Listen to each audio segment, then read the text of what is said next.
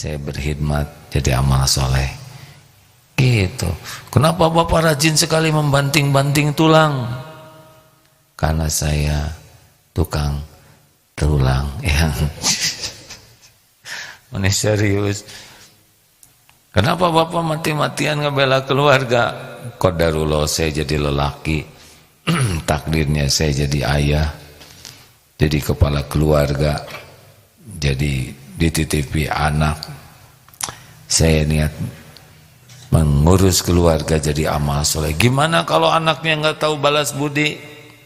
Saya bertobat karena jangan-jangan karena saya belum jadi contoh yang baik. Saya salah di dalam mendidik. Saya kurang sungguh-sungguh berdoa. Mungkin kurang halal yang saya cari. Bagaimana kalau tidak dihargai oleh istrinya? Ya semoga Allah menerima saja amal saya. Saya memang berbuat yang terbaik buat keluarga, bukan untuk dianggap suami hebat, bukan ingin dianggap ayah teladan, tapi inilah amal.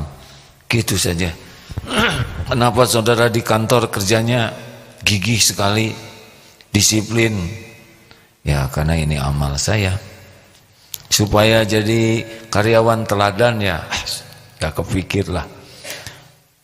Itu mah terserah penilaian manusia. Yang paling penting adalah Allah mencatat kesibukan saya ini jadi amal soleh. Supaya dapat bonus ya, supaya gajinya dinaikin. Pemberi rezeki hanya Allah. Rugi dong kalau saya kerja hanya untuk uang yang nggak seberapa dan bekal habis lagi. Enak begitu hadirin. Kenapa kuliah? Saya niat kuliah sebagai amal soleh. Amal soleh bagaimana? Ya semoga dengan kuliah ini saya makin kuat iman, makin banyak ilmu, sehingga hidup saya semakin mengerti, mengabdi ke Allah, dan semakin manfaat bagi hamba Allah lainnya. Apalagi orang tua saya menginginkan saya nambah ilmu. Semoga ini pun jadi jalan bakti saya ke orang tua. Gitu. Jadi bukan masalah pujian, penghargaan, kekaguman orang. Kita melakukan yang terbaik. Cuma satu saja. Supaya Allah yang maha dekat, yang maha melihat, yang maha menatap, yang maha baik, ridho ke kita. Itulah insya Allah amal soleh ya. Kenapa enggak pacaran? Kenapa Pak? Enggak punya uang? Dicatat loh Pak. Untuk apa pacaran ya? Hanya buat Allah enggak suka dan bisa ditipu setan. Wah kamu enggak punya pacar, enggak dapat jodoh. Masa kita patuh ke Allah, Allah jadi enggak ngasih ya? Kenapa waktu sholat tokonya ditutup? Ya kan Allah yang suka kita sholat tepat waktu berjamaah. Nanti enggak laku loh. Gak mungkin. Yang ngebagikan rezekinya Allah. Masa gara-gara kita mematuhi perintah Allah terus Allah enggak ngasih? Gimana kalau ada yang beli? Ya ajak sholat saja, beres. Bagaimana kalau enggak mau? Ya gimana lagi ya? Gimana lebih enak Bu? Enak. Yang membuat menderita itu adalah kalau niat kesibukannya itu hanya untuk duniawi, hanya untuk dinilai, untuk dipuji, dikagumi, diberi manusia. Banyak sakit hatinya. Ceramah mah gampang hadirin. Dengar lebih gampang lagi, cuman duduk ya. Tapi melaksanakannya yang nikmat itu. Oh gitu, jangan berat-berat. Kalau berat jadi enggak ya kan. ceramah ringan, mendengarkan lebih ringan, tapi yang mengamalkan itu yang paling nikmat. 3, tawasobil haq. Jadi kita gunakan waktu kita itu untuk dakwah, saling berwasiat. Tiap ketemu orang harus jadi nasihat bagi kita. Ini duduk begini, ini nasihat satu sama lain ini. Diamnya itu jadi nasihat juga. Ada yang begini, pas dibangun Allahu Akbar subhanallah alhamdulillah, itu pelajaran. Oh, ini kiri kanan depan belakang ini nasihat. Maaf ya, kalau teman-teman sekarang sedang menyimak AA ini, nasihatnya tuh bukan cuman perkataan, perilakunya juga bisa jadi bahan ilmu, baik kelebihan maupun kekurangannya. Pasti ada kekurangan yang lagi bicara ini. Terserah mau bikin kotor hati saudara, jengkel, untuk gibah atau membantu memperbaiki gitu. Orang itu sombong bener, dia ngomong sama saya sambil tolak angin, tolak pinggang.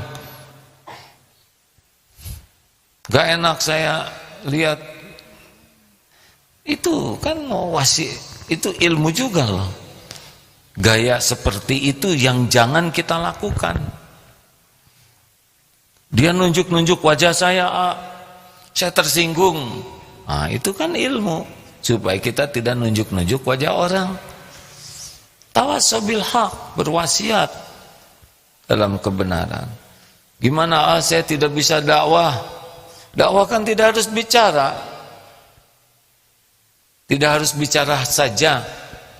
Memberi keteladanan juga dakwah. Diam juga dakwah itu. Kalau diam itu baik. Ya. Karena ada yang susah diam. Ngomong terus ya. Itu juga jadi wasiat. Saling berwasiat untuk tidak ditiru. Ayo di mana kita ada, serap nasihatnya supaya kita berubah. Pada saat yang sama, sebarkan juga apa yang sudah kita dapatkan dari Allah. Semua ilmu yang manfaat dari Allah. Gimana ya dakwahnya? Kuncinya adalah tanpa pamrih. Kalau kita sudah dakwah dengan pamrih, tumpul. Kenapa tumpul? Ditumpulkan oleh Allah. Karena dakwah itu ada yang ingin diakui, saya pintar, saya hebat, saya berpendidikan tinggi, saya ilmu agamanya banyak, saya hafalannya luas, saya daya ingatnya kuat, saya berpengalaman banyak. Ada yang selama bicara tuh hanya sibuk saya, nggak kepikir orang jadi baik atau tidak kepikir Allah jadi ridho atau tidak. Yang kepikir selama bicara dalam tanda kutip kebenaran itu adalah memamerkan dirinya. Nggak boleh. Itu bukan tawasobil haq, bukan berdakwah.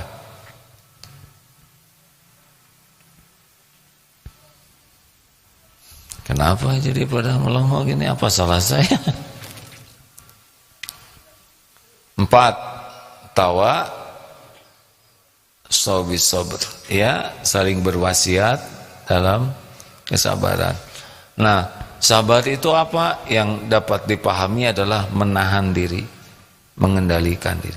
Jadi kita tiap waktu itu bermujahadah terus, mengontrol diri, mengendalikan diri. Sabar ada dalam berapa tempat? 3. Sabar dalam taat, sabar dalam menjauhi maksiat, sabar menghadapi musibah. Dilatih terus. Jadi tiap hari itu latihan. Terus sekuat tenaga bisa sabar mata, tidak lihat yang haram, sabar telinga. Ini jadi kebaikan ini. Ini menguntungkan kita. Sabar menahan jengkel, sabar menahan tersinggung, sabar ketika ingin membalas keburukan dengan keburukan, sabar supaya bisa membalas dengan yang lebih baik.